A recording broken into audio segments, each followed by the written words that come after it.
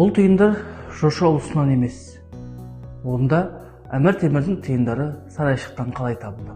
Орта ғасырлық Сарайшық қаласы орнында жүргізілген археологиялық қазба жұмыстары барысында нумизматикалық материалдардың қомақты кешені анықталды.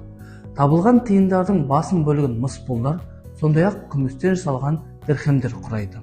Алдын ала тазалау және типологиялық хронологиялық талдау нәтижесінде тиындардың негізгі бөлігі 14 ғасырда Жошы ұлысының билеушілері Өзбек, Жәнібек, Бердібек, Хызыр хан және де басқа да хандар тұсында соғылған анықталды.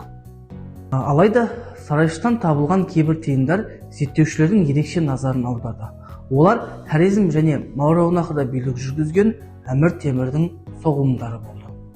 Бұл тиындар негізінен Самарқанд қаласында соғылған болып, шамамен 780 хижра жылмен мерзімделеді.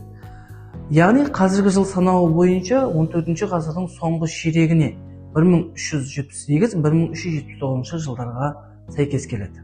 Аталған олжалар Әмір Темір мемлекетінің ақша айналымының Хорезм бағыты арқылы төменгі Еділ бойы, сондай-ақ Сарайшық қаласына дейін жеткендігін көрсетеді. Бұл кезең Әмір Темір және Тоқтамыс хан арасындағы күрделі саяси қатынастармен тұспа-тұс келді.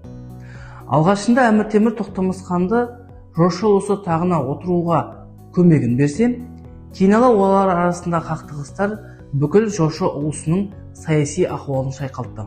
Сарайшықтан табылған Әмір Темір тиындары бұл қаланың 14 ғасырдың соңында халықаралық саудада маңызды экономикалық орталық болғанының археологиялық дәлелі. Сонымен айтпағымыз осы. Осыған ұқсас ақпараттар сіздерді қызықтырса, арнамызға жазылып, бізбен бірге болыңыздар.